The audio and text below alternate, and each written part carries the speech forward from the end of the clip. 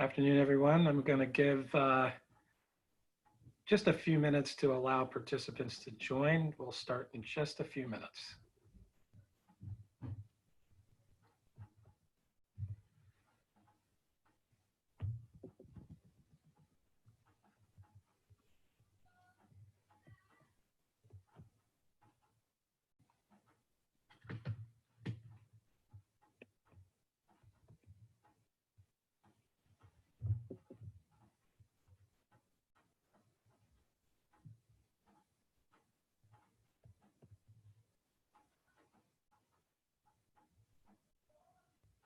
Afternoon, all. I'm going to give another minute or two, and then we will kick off the program.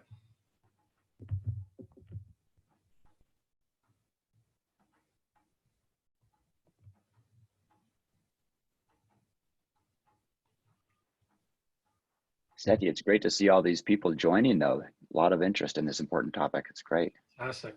It's fantastic.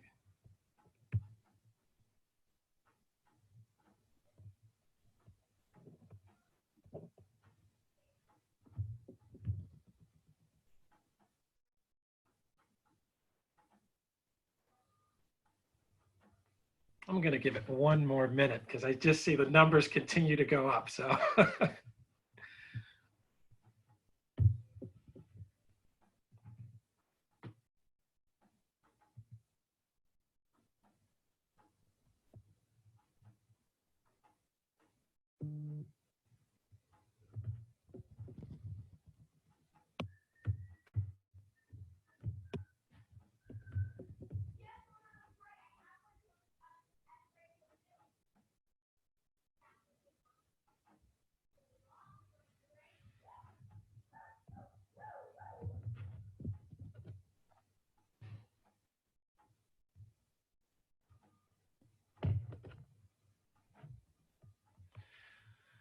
All right, we're going to get started. My name is Setti Warren. I'm the Executive Director of the Shorenstein Center, and I'm also the former mayor of Newton, Massachusetts. I'm so grateful for all of you who have joined us for this incredibly important discussion around creating new futures for local news. Before I get started, I want to introduce this fantastic panel bringing a lot of knowledge to this subject this afternoon, and then we'll jump into the program, but I do want to introduce them briefly. I want to start with my colleague at the Shorenstein Center, Dr. Elizabeth Hansen. Elizabeth is a senior research fellow at the Shorenstein Center. Elizabeth's research and teaching interests are focused on the digital transformation of newsrooms, emerging business models to support local journalism, and the management of digital innovation. She has published research on combining audience revenue and engagement strategies, the relationship between news publishers and social platforms, and the opportunities and challenges of funding local news. Welcome, Elizabeth. It's great to see you. Next, I want to introduce Marc Hand. Marc is CEO and founder of the Public Media Venture Group, an independent nonprofit business development corporation that consists of 31 public television licensees, led by some of public media's most dynamic leaders. Marc was also the co-founder and former CEO of Public Media Company, a national nonprofit media mergers, acquisition, and financing entity focused on public media. Great to see you, Marc. Welcome. I do want to mention Marc and Elizabeth have released a paper proposing new national trusts for local news that would support financing and transition of local newspapers to new ownership and governance structures. You'll be hearing more about that shortly. Steve Waldman is CEO and co-founder of Report for America. Steve is a nationally known veteran journalist and social entrepreneur dedicated to saving journalism. Steve will discuss his similar replanting proposal this afternoon, recently published by the Open Markets Institute. Welcome, Steve. It's so great to have you. And Geoff Davis. Geoff is the CEO of Sorenson Impact Center at the University of Utah. Geoff has founded, co-founded, or advised more than 25 startups and investment funds, sat on 14 boards, and his work has impacted millions families in particular, to make their way out of poverty. Welcome, Geoff, and thank you for your efforts. We got a great panel, everyone. Please stay with us this afternoon. I want to shift over to Elizabeth, who's going to give an overview and presentation of her proposal. Thank you, Setti, and thank you, Mark and Steve and Geoff, for being here this afternoon. And thank you to all of you out there on the internets for being with us. I'm going to take a little bit of time to go through this proposal that Mark and I have released on the National Trust for Local News. And then we'll have a bit of time for each panelist to respond and have a discussion with all of you. So I'm going to fire up my screen share here. Let's see. Great. All right. I want to start by sharing our hypothesis about the field and then narrow down into what we're proposing. So when we look at what's happening to the local newspaper landscape, what we see is that there's a legitimacy risk facing many of these local papers that's entangled in a kind of downward spiral with their business risk. And I'll explain a little bit about what I mean by that. We've also seen, as many of you know, that private capital has really increasingly been stepping in to help manage the business risk and take advantage of the amazing underlying asset strength of some of these local newspapers. But we've also seen, particularly in the waves and waves of local newspaper closures, that the ownership and governance structures and really the values of private capital and expectations around profitability are really not allowing for the kind of long-term business transition or frankly the social transition that many of these local papers are going to need to make in order to really serve the information needs of their communities going forward. So the question for us as we look at the field is, how can communities get the local information they need and sustain healthy local institutions that we know are essential for a functioning democracy? So our proposal, which I'll talk more about, is to establish a national trust for local news that would be a national nonprofit entity, a fund, and an operating company that would focus on assembling a capital pool of more than $1 billion. We think that's what it's going to take. Combined with operating expertise that can acquire local papers that are going up for sale or are about to close and work with local groups to build new forms of local ownership and support. So when we look out there at the market, what we see are 6,700 remaining privately held local papers. Many of them still have local and independent ownership. Some of them still have significant audience and revenue. And many of them are still the largest sources of local original reporting in their communities. Of course, there are different challenges at different scales. Weeklies, different challenges than dailies, papers in rural areas facing different challenges than papers in metro areas. But there's a lot of underlying civic strength there that we believe needs to be preserved and built upon. What we've also seen, and I've seen this definitely in my own work, is that the ongoing efforts to rebuild local news through things like startups, the growth of nonprofit digital newsrooms are slow and difficult. So the non-commercial news ecosystem is still very small. Digital brand building really takes a lot of time. Digital audience building takes a lot of time. And at the same time, we're seeing this kind of deluge on social media platforms of fake local news. And it's really local news and information, but without that kind of trust and accountability. And it's really, unfortunately, inflaming polarization. So there's a lot of good stuff happening, but we're also seeing increasing threats. So before we talk about the kind of idea around the capital structure of the trust, I want to talk a little bit more about the business risk that's facing newspapers. So I'm sure all of you have seen these graphs showing the precipitous drop in advertising revenue that the entire newspaper industry has faced over the last couple of decades. And of course, we all know that online digital advertising revenue is really just not at a replacement level and not likely to be at a replacement level to support these papers. Just to kind of give you a sense at the sort of unit economic level of what this looks like, these are figures shared by our friend and former Shorenstein director, Nick O'Malley, from when he was at the LA Times. So the LA Times can charge $40,000 in its print edition to an advertiser that wants to reach its print readers in their home delivery, right at their doorstep.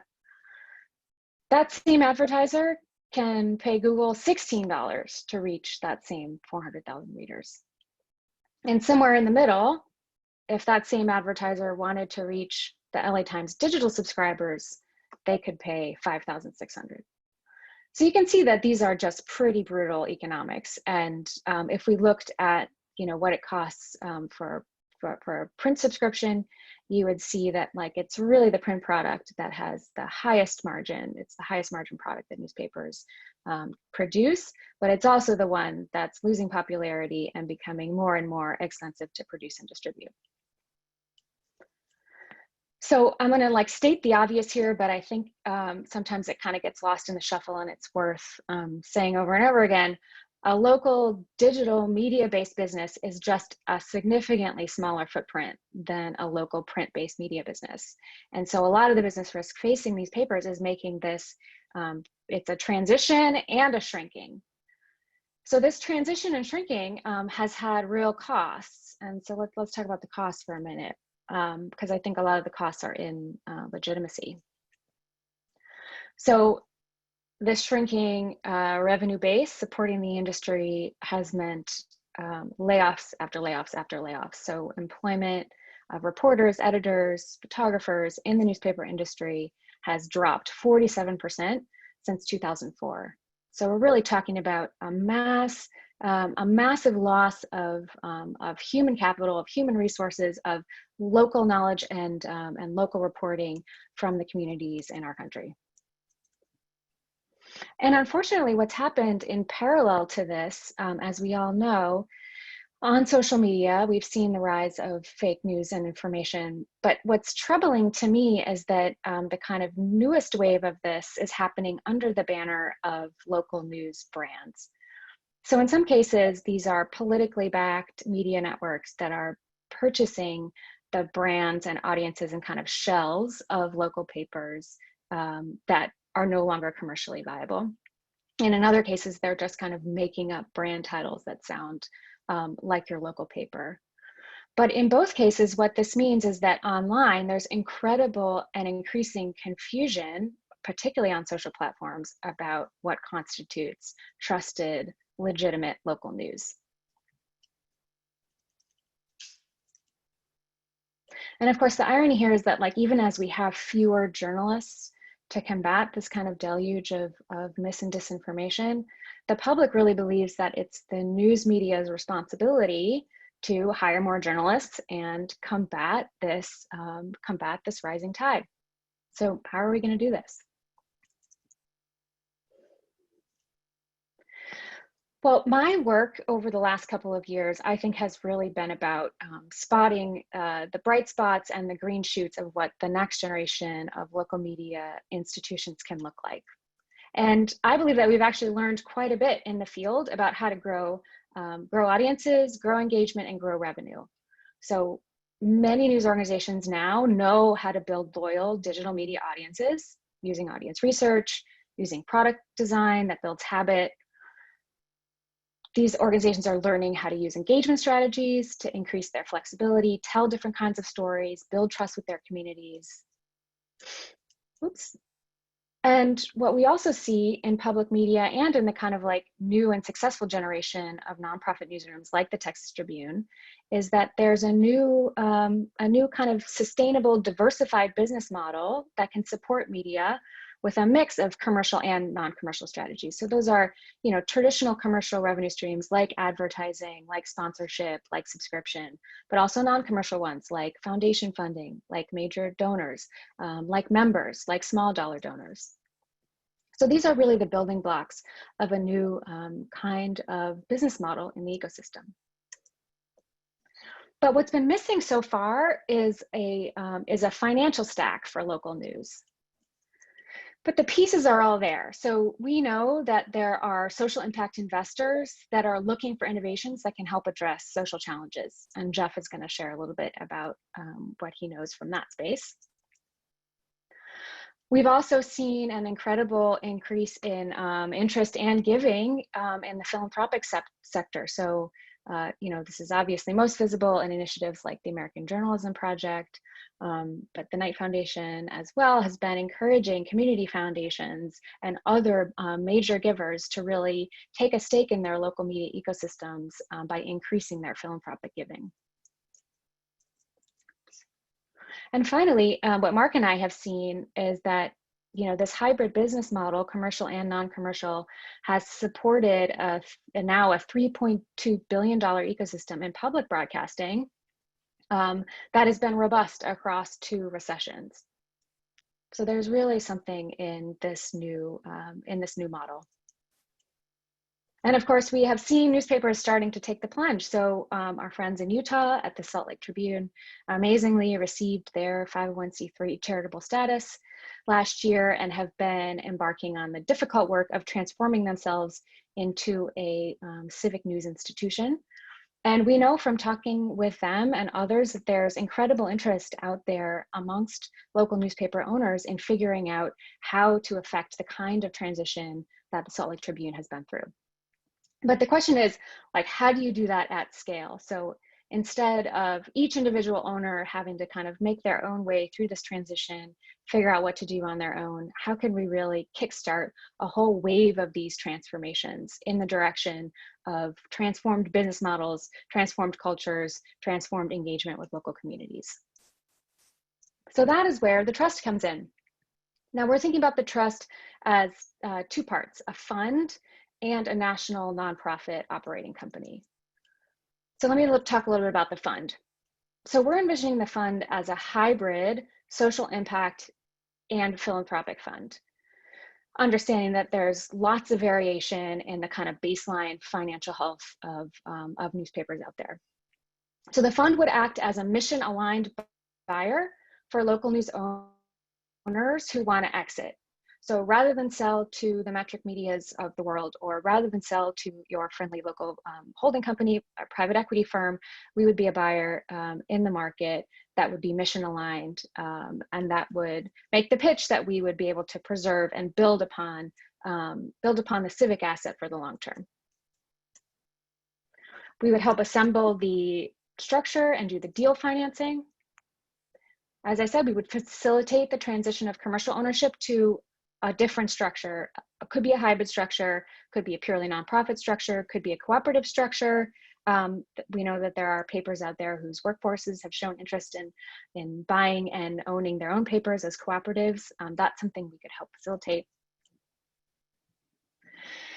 But it's not just about kind of getting it into a new vessel. It's also about facilitating that level of investment that we know is needed to really affect the kind of business and cultural transformation necessary.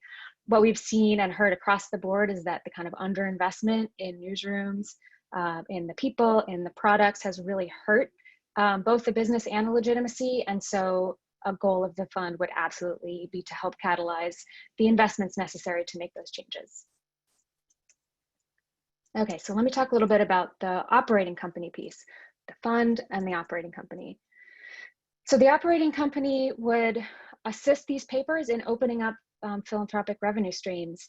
A couple of weeks ago, in collaboration with the Membership Puzzle Project, I published the handbook for membership, where we surveyed news organizations all over the globe that are figuring out how to use membership as both an editorial practice and a revenue stream, a philanthropic revenue stream to support their operations. That's just a tiny piece of what we know is out there in terms of opening up philanthropic revenue. The operating company would also assist these papers in transforming to digital first publishing. We know that many papers have struggled to make that transition. It takes real investment in technical stack, in product to figure out how to do that. The workflow isn't easy, the economics aren't easy. And so the operating company would help papers figure that out. And I put here where appropriate, because we also know that for some papers, particularly in rural areas where broadband penetration is not great, that the print product really is the public service. And so in communities where that print product is the service, we would seek to preserve and strengthen those products to serve their communities. And finally, as I said, it's so important, the cultural transformations are so important, not just for the digital first publishing, but also for the kind of responsiveness and flexibility and service that local communities are demanding, especially in places where we know, that newsrooms have gotten out of sync with the diversity of their communities. And that takes real effort and investment and attention. And the operating company would help its papers do that. And finally, the operating company would provide scaled technical and financial services.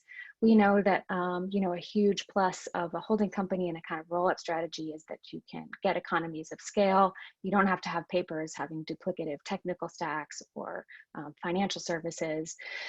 And what that would allow these papers to do, and what we would encourage, is really a reinvestment into the reporting and engagement for their local communities. And finally, a really important piece on the governance end of this is a kind of hybrid national and local structure. So there's such diversity in the communities across this country. It's too much to ask of a national entity to kind of set strategy, a one-size-fits-all strategy. And so part of our proposal is to design a kind of hybrid national local, perhaps local chapter, national mothership kind of structure, where papers could really take advantage of local organizing, local support, local decision making, and really build deeper links with their communities. So there's two analogs that we've been working on as we've developed this proposal. One is the Nature Conservancy, which itself is a hybrid national local chapter structure that really is about preserving and investing in public goods in the natural environment for local communities. We've also been drawing on Marc's experience in public broadcasting with a similar kind of capital and deal structure through Public Media Company. Marc, could you just take a minute to talk about Public Media Co? Sure, and thanks, Elizabeth. And this really is a close parallel to issues that we saw 20 years ago when I co-founded Public Media Company. And the issues then were the majority of public stations, both radio and TV, were owned by institutions, so colleges, universities, and at the time there was an increasing approach by brokers and others that were interested in buying those stations. So we realized that the public broadcasting system really was going to run the risk of losing key assets and services to their local communities. So that was the genesis of Public Media Company. And when we first started it, we realized that this sort of national scale needed to take place for really financing, because the public stations are owned locally and no public station had the capacity to do this on their own. So we really spent a couple of years putting together, looking at all the traditional tools in financial markets, and put together a loan structure using taxes and bond financing, and using an issuer that we were able to work with in Colorado to expand the scope of their issuance so that they could issue bonds in Colorado, but the proceeds could be used anywhere in the country. And we also took public broadcasters to the rating agencies for the first time and got them investment grade rated so that they could sell bonds to institutional investors. So over the course of the last 20 years, and Public Media Company still exists and is still doing all this work under the leadership of Aaron Moran and the board there, we were able to do about 350 million in transactions and extend and preserve service to about 85 million people in the country for stations that would have been lost otherwise. So we feel like a lot of the same tools and structures really fit well with this and sort of the compelling need, and looking at both how to do some parallel tracks, but then align this closely with things going on in the public broadcasting system so that we can create a sort of platform agnostic news environment and local communities putting all these pieces together. Awesome. Thank you, Marc. So those are the analogies that we're working with. I want to close by offering what we think are the advantages to this kind of a structure, and then what we're what we don't know yet that we need to learn. So the advantages of the trust: absolutely mission-aligned ownership, option for exiting owners who really are concerned about civic legacy and sustainability. This hybrid national-local structure where we really want to encourage local participation and support. Scaled operational support at the same time so that things that can benefit from economies of scale can do so. And really an investment in business and cultural transformation to build these diverse revenue streams and increase community trust and responsiveness. Okay, so what we don't know yet, many things. We are trying to figure out what the types of use cases would be for a fund like this. So what are the kind of types of financial health that we could see out there? How do we typologize the newsroom health? How do we think about sustainability potential? What are the criteria? What are really the criteria for investment at different levels? What's the scale of funding needed across all the possible transactions? We threw out $1 billion plus or minus, but can we get more specific about that? Who or how best to guarantee the loans or bonds? So Marc talked about Public Radio Capital. They had some major foundation funders that were backstops for their bonds, but in this case, especially because some of these papers are in such a fragile financial state, we know that it will be important on the capital side to ensure these bonds so that if these papers, you know, actually can't make a go of it, that that the investors that put their money in have some assurances. So those are some of the kind of pending questions that we have. There are of course many more, and eager to hear what yours are. But for the moment, I'm going to pass the talking stick here to Steve Waldman. Steve has just published a paper through the Open Markets Institute on a replanting strategy, very similar to this one. We were very excited when we got an early version of Steve's paper to start this conversation, and excited to continue it here. So I'm going to turn off my screen share and pass it to Steve. Thank you. Thank you, Elizabeth and Marc. And the first thing I want to say is I think that this proposal from Elizabeth and Marc is really important and a very, very valuable contribution at a important moment that we should be focusing on these sorts of questions. It very perfectly complements the proposal that I put out a couple of weeks ago. And I think that part of what these two things are trying to get at is in the last 5 or 10 years, as we've all realized that, you know, the traditional commercial models for local news were eroding or collapsing, we've all been working on a bunch of different tracks, including improving the business models, improving the technology, improving the storytelling tools, improving the distribution, all as a way of trying to help save local news. I think it is now time to really focus on ownership structures and financing. Financing has been the missing piece in this conversation, as Elizabeth said, the financial stack. Venture capital are not going to support local news.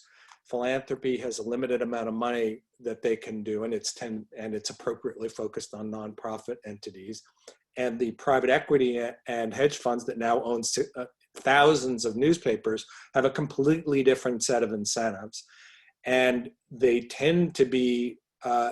It's not that the hedge funds, you know, dug the hole that local news organizations are in now, but they do tend to put a manhole cover over the hole to make it very difficult for a news organization to get out of the hole. You know, that to do the things you need to do to make the transition, to do a digital transition or to beef up digital subscriptions or things like that. So the idea of the replanting strategy, the paper that I put out a couple of weeks ago, is, as the metaphor might indicate, is that in addition to startups, we should be looking at what can be done to improve the possibility of success of some of the existing news organizations. And not all of them by any means, maybe not even most of them. but there's 6,700 of them, 6,700 newspapers. And so the idea, as you know, like sometimes if you have a plant that's dying because it's in toxic soil, if you get it out of that soil and put it into new soil and give it proper fertilizer and make sure that it's a good pot or a good garden, then it can succeed. So the idea behind replanting is to look at existing local news assets, and that's first. And there's a whole set of criteria of what might be a viable entity. And as I said, plenty of newspapers might not be viable. They may be too far gone.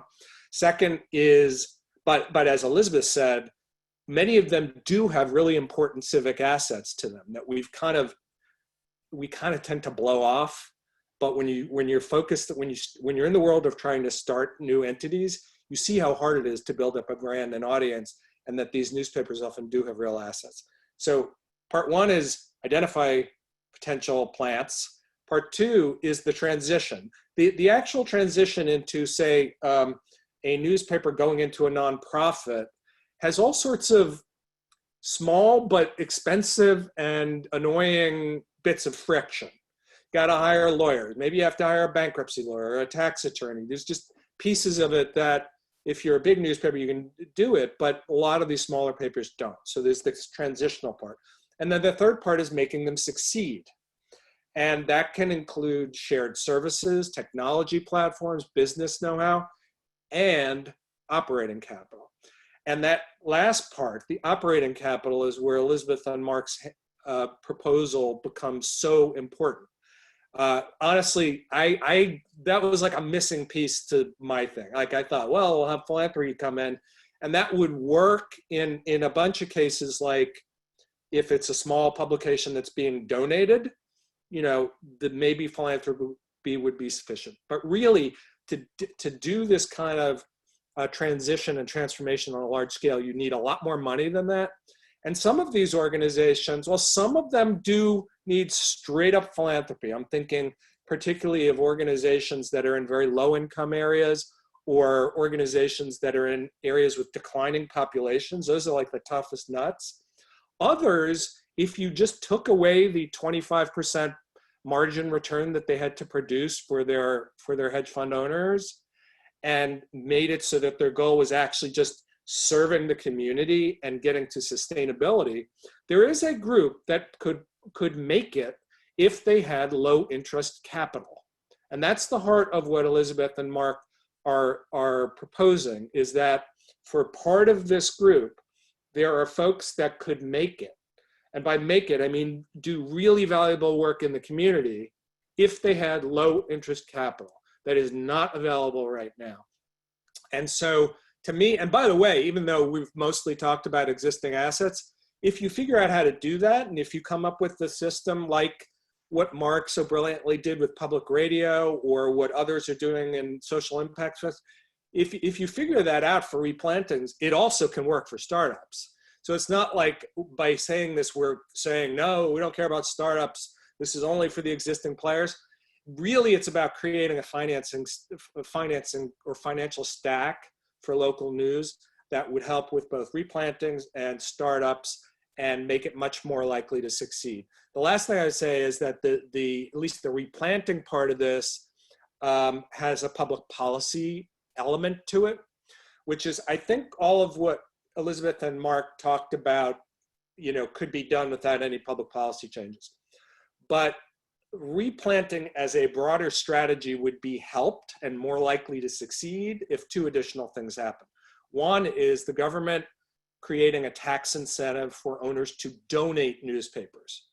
A lot of newspapers, we're not talking about raising capital to acquire them. We're talking about keeping chains from shutting them.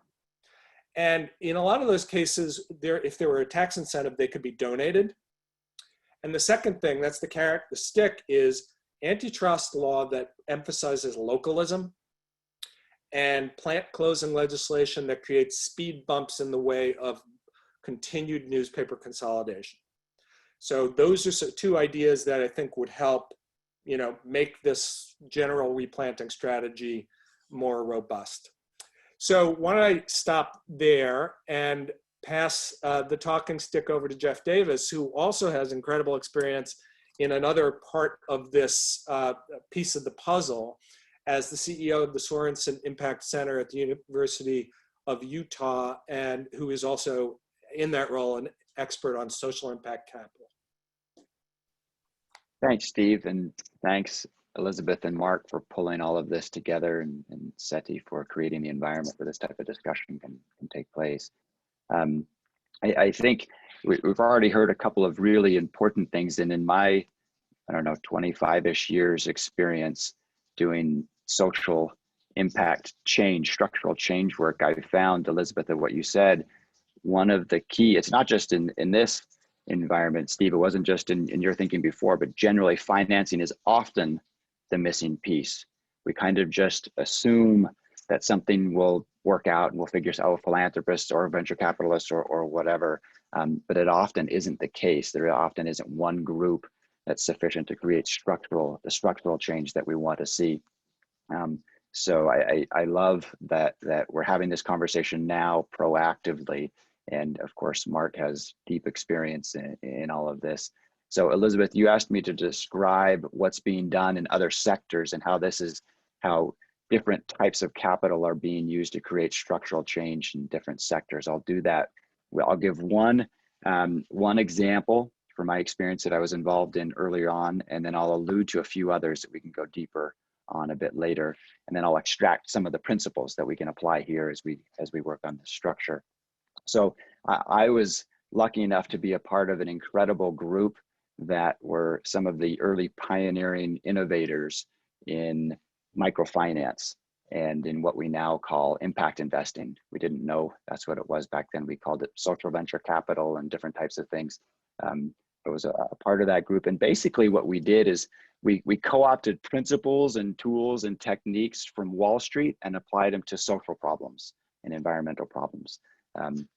Trying to take the best of what had been done there, and so we all got crashed. A lot of us were former bankers or consultants or things like that, but those who weren't got crash courses and all of that. So I'm going to describe microfinance and what happened in the microfinance space as it transitioned from so this is a little bit the opposite end of the spectrum, but from a nonprofit to a for-profit space, or a non-commercial to a commercial space. And then I'll allude to one that's going the opposite way, a housing fund that's taking for-profit into nonprofit housing, so that we can understand the principles. So with microfinance, went back in the early 90s and 2000s, was a small, somewhat boutique philanthropic or international development technique that was giving small loans to mostly poor women so they could start or grow a business and work their way out of poverty with the profits and pay the loan back, and then repeat that as they grew. And for the most part, that was done through local nonprofits or extensions of nonprofits in different parts of the world, funded by the World Bank, funded by the Ford Foundation and others. And we saw that it was having an incredible impact on the lives of the families that were accessing this access to capital, but it wasn't scaling. It wasn't reaching its potential. Between 2 and 5% of the market was being reached by this. And so we said, well, a lot of these problems that are constraining the growth have been solved in the commercial sector. Let's go see what we can learn there and apply those principles. So I'm going to describe this. And if we had more time and a whiteboard or something, this might make more sense. I'm going to go a little bit fast through it, but we can do follow-up questions later. And I'm going to highlight some of the things that are being talked about here. So we started with a nonprofit 501c3. We eventually had a for-profit, so a hybrid structure like you were talking about, Elizabeth. The nonprofit, we had the hypothesis that we could run microfinance organizations commercially and with a mission driven. We could ensure the focus on poor and helping people work out their way out of poverty while doing it commercially. So we used our own philanthropic capital to try that, the test case. So we did a few proof of concepts with donated capital, philanthropic capital. And then once we saw that that was possible, we created a for-profit investment fund that was owned by the nonprofit to ensure mission focus and everything else that we would hope. We capitalized that investment fund with foundation money in the form of a PRI, a program related investment, which we can go into in more detail later, and with commercial capital, We put them together, and we can talk about how we structured that a little bit later. That fund then made equity investments in new finance companies. The finance company had the money to buy the loan portfolio from the nonprofit. The money that transferred from the for-profit to the nonprofit was held in a local community reserve on behalf of the women who were the clients of this organization. Then we guaranteed, the nonprofit guaranteed commercial lending to do the next base. So there was an equity base, then the next part of the stack, which I think we'll go into in more detail, the next part of the stack was local lending that was guaranteed by a nonprofit. And then the next part was pure capital markets, where we said, okay, we've got 30% risk coverage here. So we just went out and raised money in the capital markets, kind of like a bond, if you will. And then we did that, and then we did it time after time after time until eventually we weren't needed there as the catalyst, and the money just started flowing to the space. And so it went from 5% market penetration to whatever 70% that it is now. And so that's one medium level detailed example. A higher level example, there's a new fund here in Utah that is buying low income housing. Now with the housing, call it a bubble, whatever you will, the housing market being what it is, a lot of low income housing is going on the market, the commercial market, which is reducing the low income housing stock. And so local philanthropists here put together a $100 million fund with donated capital as the equity, and then a local healthcare company who's interested in impact investing and the social determinants of health put in the next layer of capital, and then a CRA bank, a local bank, put in the last level to buy up this low income housing stock that's going on the market. So two quick examples. This is also happening with opportunity zone funds, with impact investing funds, with pay for success transactions, et cetera. So this idea of taking what works on Wall Street and elsewhere and bringing it down to Main Street, if you will, is being done in a variety of sectors. Let me just point out three principles from this that might be applicable to what we're talking about here, and then I'll pass the baton. The first is that not all money is the same. Here in the US, it's all green, but it's not all the same. It doesn't act the same. There's a concept called sources and uses of funds. Where are we going to get it? What are we going to do with it? And the more you can map those and match those, the more efficient your capital structure will be, and the easier it will be to raise the money that you need. So starting by asking, what do I want this money to do? And how can I break that out by the different things that the money needs to do? And then I can go find who can provide that. Second is, where is value being created in the system? Identifying points in the system where value is being created, and then identify who values that value, who will pay for that value, bringing them in on the financing side. And then the third is starting bottom up, starting with the business model at the grassroots level, starting with cash flows and the sources of value, and then building up to the capital structure. If you start just with the capital structure and try to go down, it will distort the transactions and what you're trying to do, but understanding the underlying business model and then going up. So we can go into that in more detail, but that hopefully is at least a primer on where we're headed. I think, Setti, it's over to you now.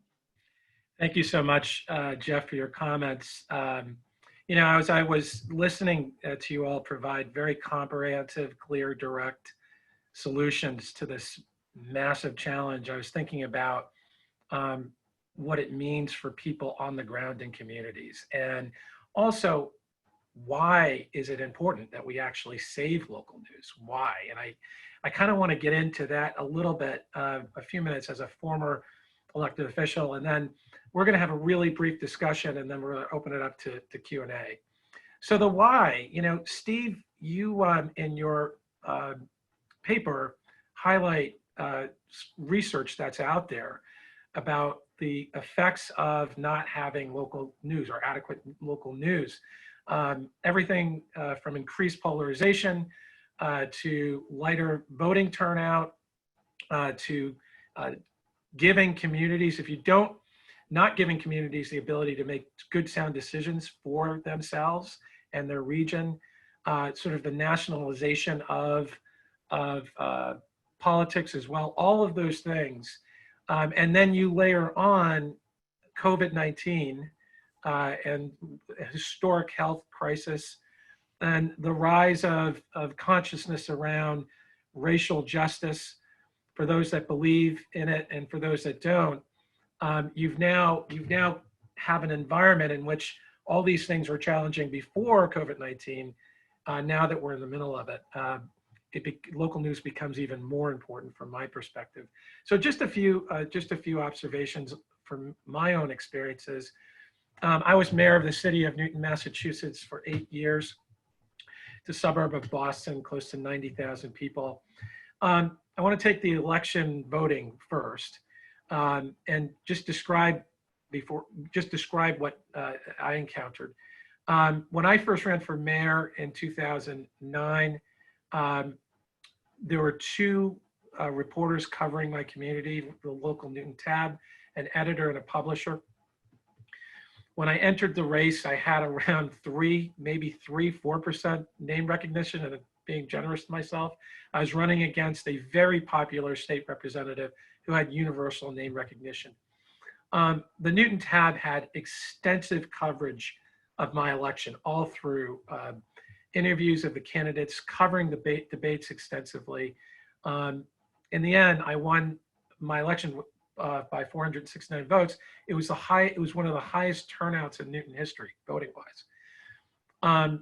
Fast forward to today, Newton Tab has one reporter, not just covering Newton, but multiple communities, and they report into an editing team that is covering many other communities. The last budget I submitted before I left, decided not to run again in 2017, was reported on, not extensively, but we reported on. The new mayor's budget, basically they gave the vote tally of the city council, did not go into what was in the budget items. So two quick examples I want to give. One is a public health example, another is a public policy example. We had a case of Ebola in 2014 in Newton that there was a pretty sort of narrow window where medical people were determining whether or not this individual was contagious or not. The Newton Tab did great coverage of that and made sure that people had appropriate information in the community, because there's fear. And there were a lot of postings on various sites about this subject, and there could have been some bad decisions made by community members if the Newton Tab had not covered it. And finally, there's a real affordable housing shortage in Massachusetts, and certainly in my community. Before I left, we had a substantive affordable housing project for the city council to vote on. There was massive misinformation and disinformation about that project around traffic, schools being, overloaded, completely untrue. The Newton Tab did a great job and a clear analysis of what the project was, and people understood what it was in the end. The council voted for it, and we got it. All of these things, communities go through, whether they're public health challenges, whether they're uncovering, corruption in their community, whether, there's someone that wants to run for public office that really doesn't have name recognition, that is not an incumbent. And it's really up to the local news to cover those things and give the communities a clear opportunity to make a decision about what's best. Finally, I'll just mention, and then we'll jump into a discussion. I was thinking about our own Goldsmith Awards here at the Shorenstein Center, where we give journalists, local journalists, as well as national journalists awards for investigative reporting. And I've been a part of that judging panel for 2 years, and the most impactful stories are the ones that are local, where a local journalist has uncovered a public safety hazard in their community. It exposes that, and government has to take action. It exposes corruption. So, Elizabeth, you would ask, how can local officials support the trust? And I think about it a few different ways. One, we have to get local officials to understand why local news is important. I think they intuitively understand that because of the reasons why I mentioned. But for those that want good government in local office right now, are up against it every single day. whether they're making decisions around schools or raising taxes. And there's a lot of misinformation and disinformation on platforms, and it's really hard. Oftentimes, those local newspapers are the only way a public official can communicate directly to their residents. I found that out. You know, even though the journalists that covered me, I brought them into my office every week. They could ask me any question they want on the record, and they were tough. But I knew I was talking to the 90,000 people that I represent. And the same thing can be said about local officials at the local level. So really honing in on the why and engaging local officials as to why. The second thing is they have a bully pulpit. And you know, all the polling shows that local officials are actually the most trusted politicians in politics. They're closer to home. People believe, for the most part, good government elected officials. They listen, they want to know, they want to understand. There's a real opportunity for bully pulpit support for the kinds of things that Steve mentioned, whether it's the national questions. They can't implement antitrust laws, but they can certainly organize around why it's important. They can't necessarily implement the tax incentives they're talking about, but they can certainly organize support for it. So they can be mobilizers.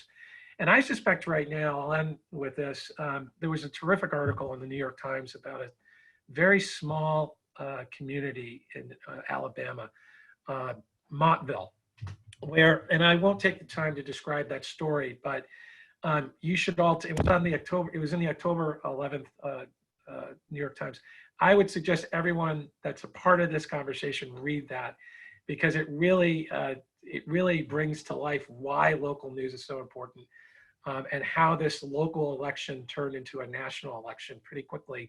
That was not about schools or infrastructure or good public policy.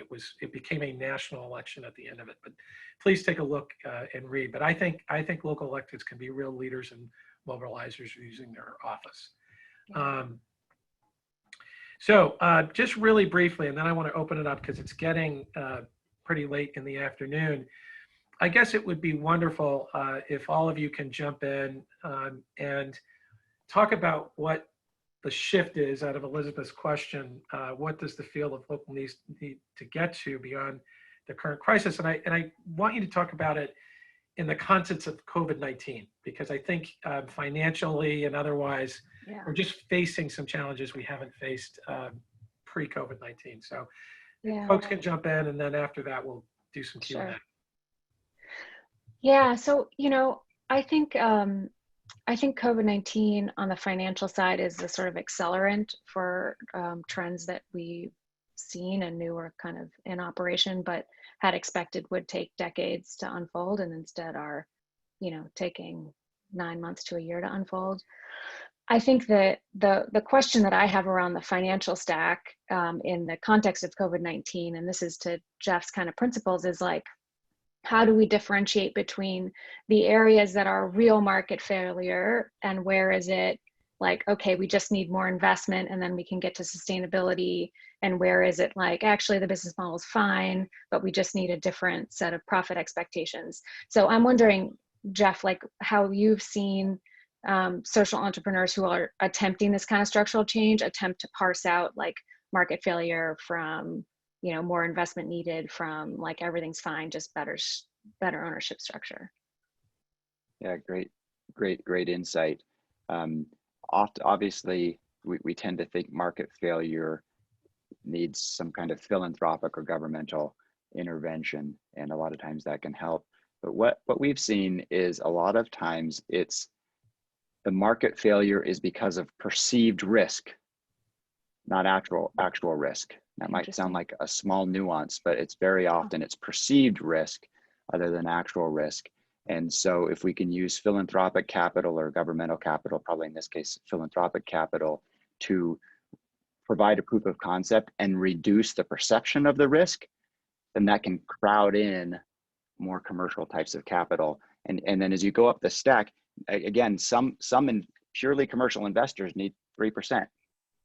I mean, it doesn't have to be 25%. There are some, you know, you invest in municipal bonds that you're going to get, you know, some low single digit return. that's looking for a certain type of thing, that's looking for a risk parameter, that's looking for time frame, it's looking for cash flows, et cetera. So there are a number, when I talked about the value, there's value that's created all kinds of ways, with cash flow consistency, with surety of cash flows, with timing of cash flows.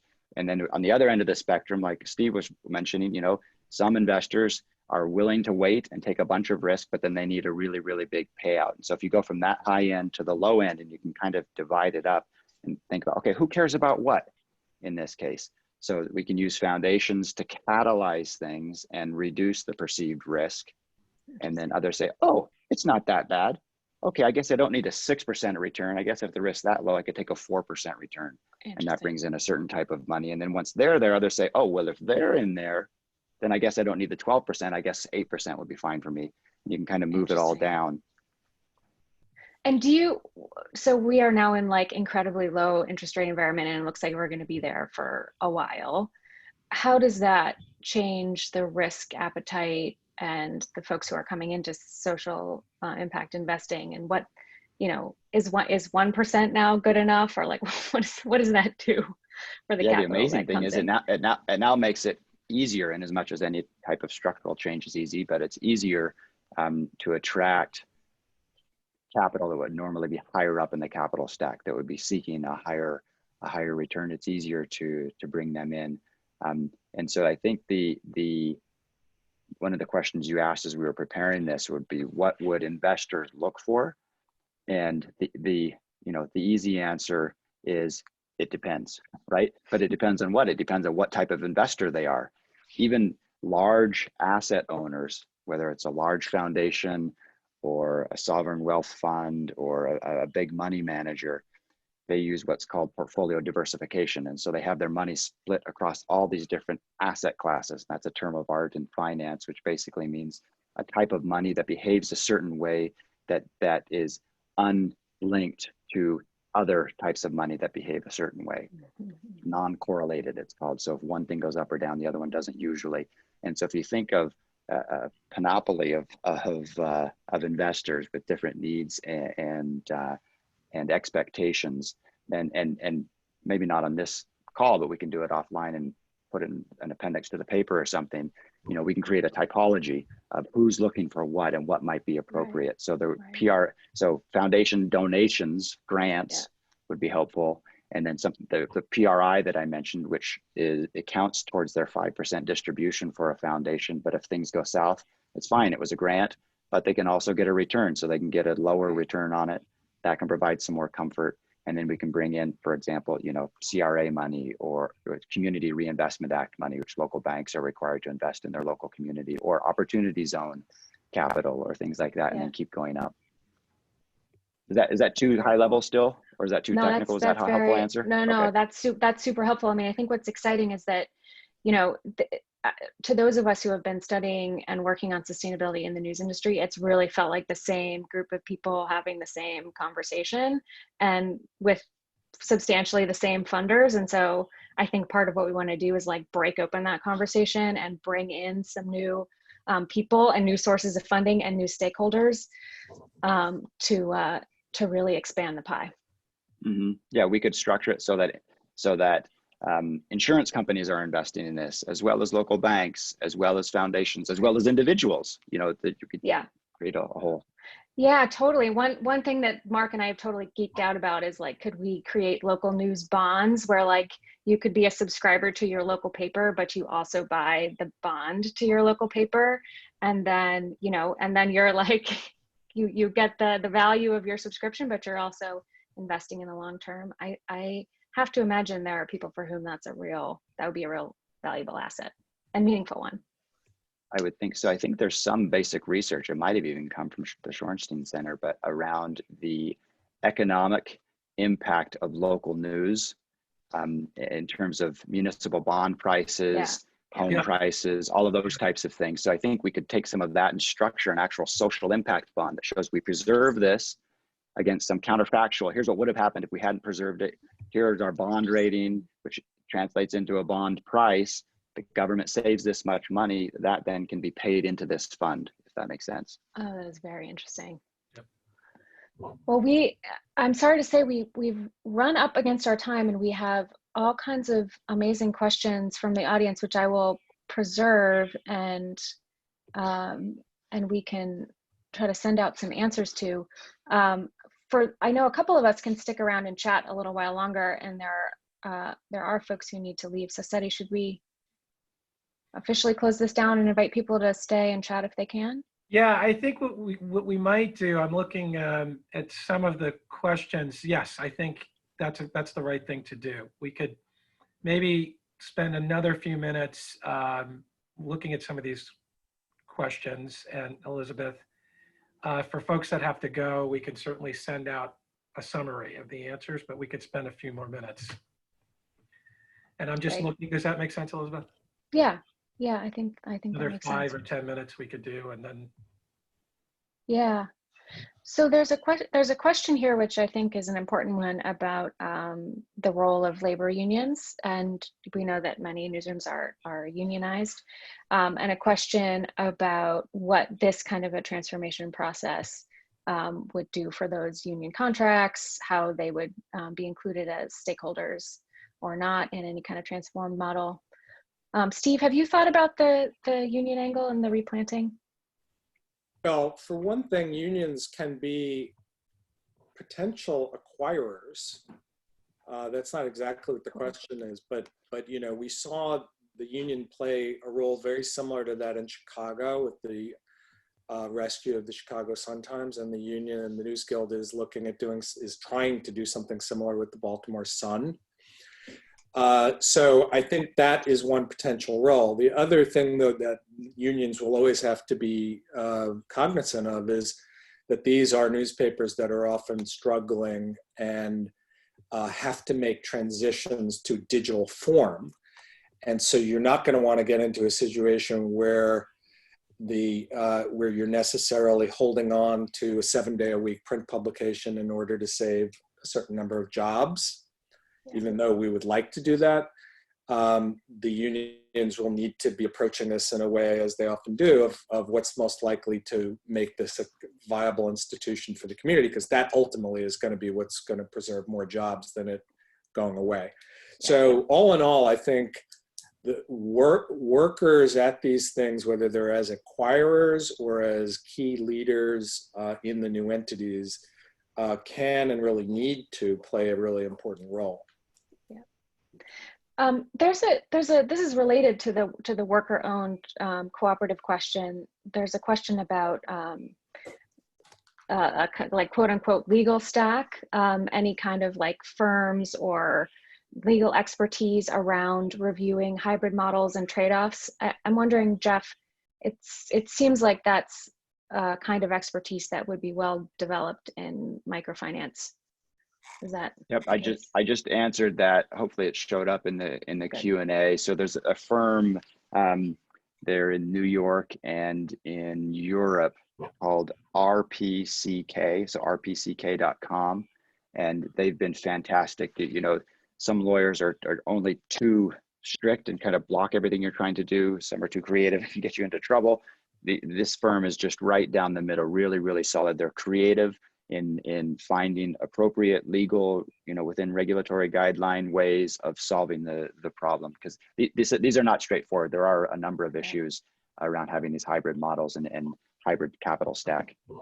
Yeah, and we, under the venture group, you know, we have the nonprofit, but we do have a for-profit underneath that, a for-profit LLC, and each of the 31 venture group stations actually hold an equity piece in that for-profit. And so we worked with a Palo Alto-based law firm, Wilson Sonsini, and then Patterson Belknap in New York to overlay both those things, and sort of came up with a great model that worked for a diverse group of public stations that are 501c3s and state entities and college and university entities. So there are some really good creative ways to put those pieces together. Is there a go-to place that you could suggest for folks, Geoff, who want to like read up on successful case studies of microfinance organizations, like beyond the kind of like value proposition and you know, some of the impact, like actually how folks have built these structures? I saw that. I saw Kate's question on that, and Yeah. I don't know. I don't know that it's ignorance on my part. It may exist. I just don't know. I don't know what it is. Maybe we should write one. Totally. I think I taught a social entrepreneurship class to undergrads at Harvard, and I think we used a couple of HBS and maybe HKS case studies that might get part of the way there. Actually, you know what? There is an HBS study on the work that we did that I described earlier. If you just look for an HBS case study called, I think it was Unitas or Unitas Ventures, something like that, a 2-part case study that talks about the structuring. It's a bit dated, but that could be a place to start. Cool. Thank you. Okay, we have another question for you, Geoff. Are these investments limited to individuals here in the US or foreign investors as well? What are the legalities and guidelines? Short answer. Short answer is it's a global phenomenon, and there are multiple ways to invest. You can invest as an individual, as an institution, as a foundation, etc. Yeah.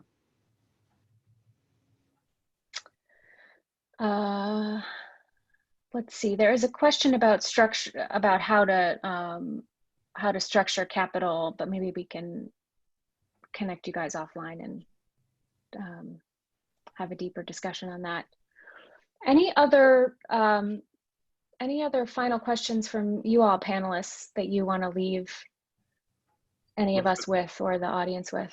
Yeah, just the one question that came in, saying that, often local news consumers have no idea that their news outlets are being sold. And that was certainly our experience on the public broadcasting side, that people just assumed their public stations would always be there. And when suddenly they were up for sale or they sold, and they were mostly being bought by a non-commercial religious broadcaster. So suddenly when the format changed, people were sort of shocked that it wasn't a permanent part of their community. So I think and unfortunately, these are market-based transactions, so you really have to be prepared to move pretty quickly. So I think that was the key issue that we faced, is we'd find out about it, and you don't have a 2-year prep time to get a sort of local structure in place to do it. So I think the capacity to do these things quickly really is a key part of it. And I think that's a good point that people don't know until they're gone. Yeah. Yeah. Yeah, and I think just to expand, I'm sorry, go ahead. No, go ahead. Well, just to expand on Mark's point, which is why I think something like this needs to get going very quickly and very big, is things are going to get much worse. As bad as they are right now, most likely things are going to get much worse in the newspaper industry. The industry has been successfully propped up for a couple months by PPP, but that's ending, and everyone is expecting not to bounce back to where it was, and remembering where it was heading down. So we can expect the next 12 months to see a series of very, very bad news about bankruptcies and closures and takeovers of more newspapers by private equity firms. And if we wait 2 years to, get this all done, it'll be too late. So we need to move pretty quickly, I think, on doing something along these lines. Mm-hmm. Yeah, and I want to just highlight Craig Foreman out there in the audience. Thank you for a quick observation of his, that there are these contingencies and liabilities and constituencies around the pension issues, multi-employer plans, ERISA, PBGC, like these are all part of the kind of knot that has to get untangled in a kind of transformation process. And I think that's heavy work. So not straightforward, this transplanting, not straightforward at all. And just to add quickly to your point, I think there's a parallel of that on the public broadcasting side that it was just announced in the last few days. A community college that owns a public radio and TV station in San Bernardino has decided they want to get rid of it. And so I think because so many are licensed to colleges and universities, as they face all their own financial problems, I think we're going to see some of those kind of same parallel issues happening on the public broadcasting side. I hadn't thought of that. That's and just to my final point, just in case there's any doubt about this, solving or creating greater creativity and options on the financial stack doesn't eliminate the need to also improve the business models. Like if you get creative with the financing stack and you don't continue to make progress on business models, it's not going to matter. It's just that, so, you know, but the reverse is also true, that if we make progress on the business models and the storytelling and the reach, and we're not addressing the financing, we're not going to save local news. Yeah, and I mean, I think I said this to our Newsgeist audience last week, like old wine and new skins is like not the metric of success here. And, you know, that is going to be the kind of like easy, low bar, but that's, you know, that will not get us where we need to go for sure. I'm glad Steve mentioned that. It sounds all interesting and sophisticated, the things we were just talking about, but it only works if there's an underlying business model that works. Okay, we've got one final question. What's the likelihood of private equity firms would be interested in selling to an entity? Are you assuming that most of the potential sellers would be local family-owned papers? So I think each of us have slightly different answers to that. My answer is that we'd want to start with the local family-owned papers and figure out how this works on a small scale, because I think the bigger acquisitions are going to entail a level of capital and expertise that we'll have to assemble over time. But I think, you know, when opportunity strikes. So I guess I personally wouldn't rule it out, but I know, Steve, you have a ambitious kind of shoot the moon strategy on this. Well, I think, you know, you can do that over time, but I would define over time as meaning a few months instead of a few years. I think, first of all, remember that a bunch of the newspapers that are owned by private equity firms are small. Like private equity firms, right? As individuals, yeah. Yeah, they don't only own major True. dailies. Right. So I think of it almost a little, there's the who owns them, and then there's also the sizes. There's small, medium, like one of the big risks we have if we don't do anything is that an entire generation of Black newspapers is going to get wiped out. We will go a bit, I mean, as bad as the diversity situation is already, it will get way worse because most of these are family-owned newspapers, a lot of ethnic newspapers in that category.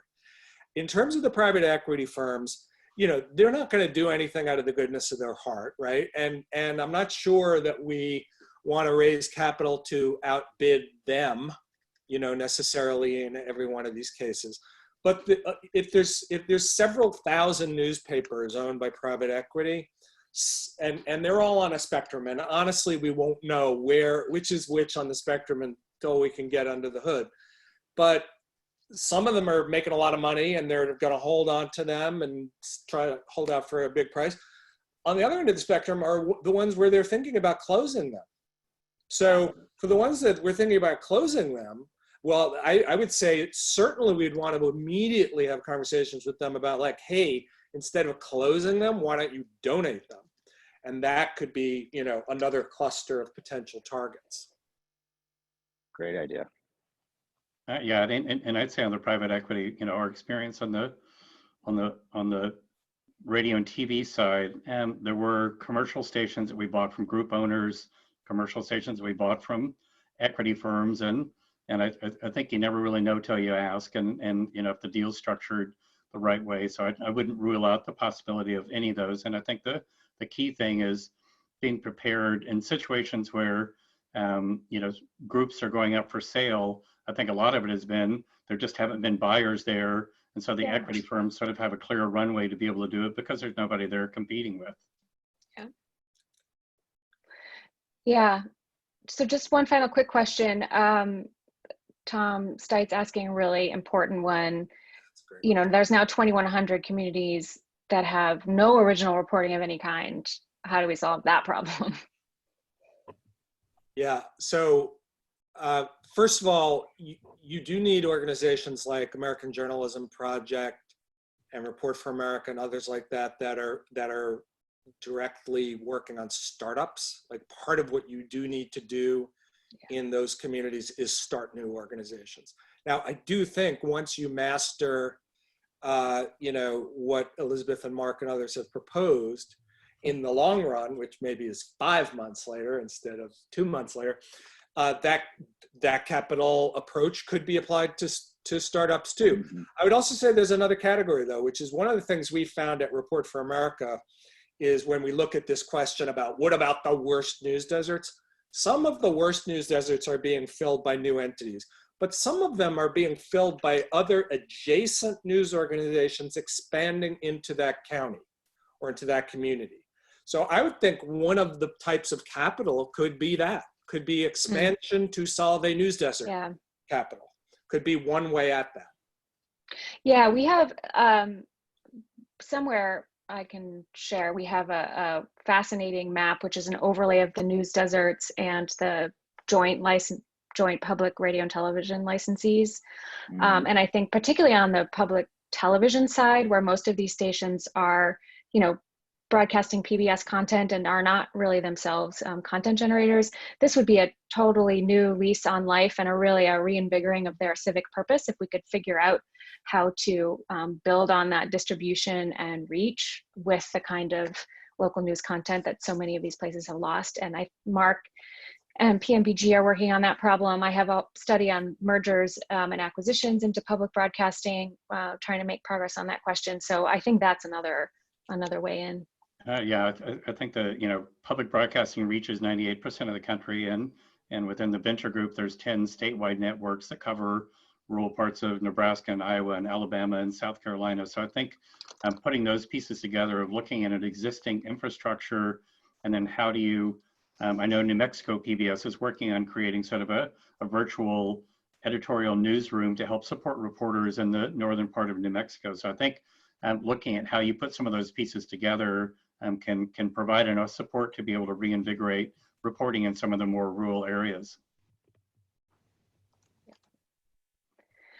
Fantastic. Well, Setti, on that note, shall we release our remaining participants here? Yes, I think this is a good time to do that.